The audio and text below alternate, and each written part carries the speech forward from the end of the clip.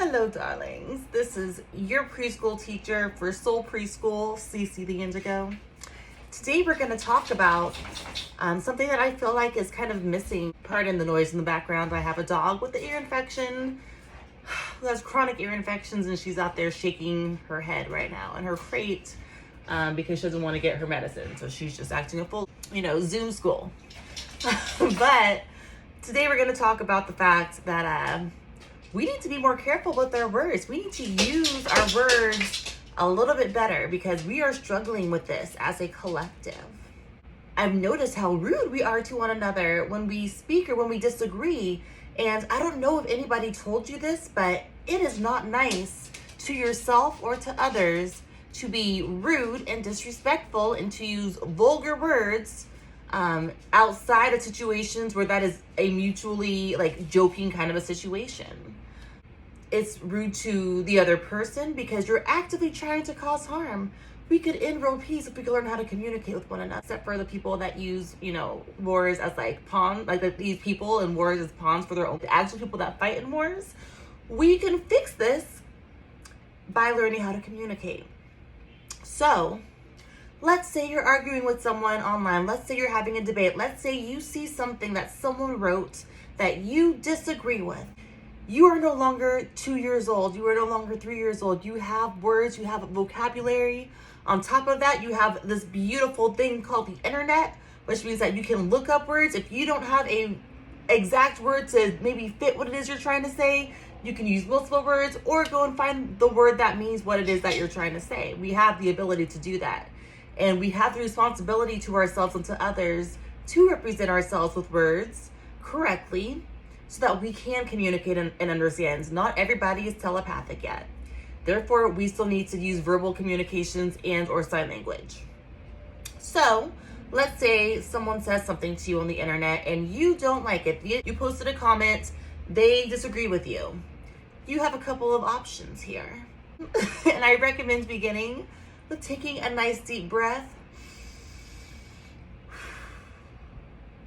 and deciding whether or not you actually want to engage in this interaction. It is always a choice to walk away. It is not weak to walk away.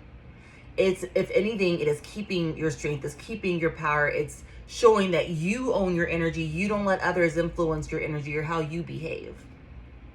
So if you choose not to walk away, I recommend going forth with respect. Explain your perspective, talk it out, have a conversation. That's one of the most beautiful things about this internet is that we have the ability to have conversations with strangers at different time zones, without having to, to go to other apps. We are all here on Instagram, just like we are all here on this planet. And you always have the responsibility to yourself to treat others with respect, because what you put out into the universe is exactly what you get back.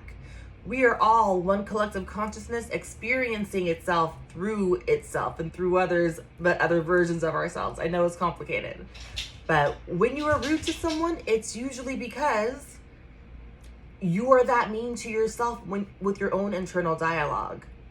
When you judge yourself or when you say critical things to yourself, you are more likely to then go and to say critical things to others. And it's not your fault. I'm not saying you are a bad person. I'm saying that in a lot of these situations, people have been conditioned from childhood to interact with others. They have been taught that to love is to be rude. And no one told them, you shouldn't be rude to people. So if your parents were very harsh or critical of you, your own internal dialogue can be very harsh and critical. Therefore, when you interact with others, it can be harsh and critical. And again, I'm not saying it's your parents' fault. That usually comes from their own childhood traumas and unresolved issues. We're all victims here in this, but you got to get past the victim mentality so that you're no longer a victim. That being said, I just want to point out that I love you so very much. You deserve respect and love in your life, and you deserve to treat others with respect and love in your life, because that is what actually makes you a good person. That's how you feel good about yourself. Even when people don't agree with you, if you choose to interact with them with kindness and respect, you always come out on top. Thanks for watching, and I'll talk to you guys later. Bye.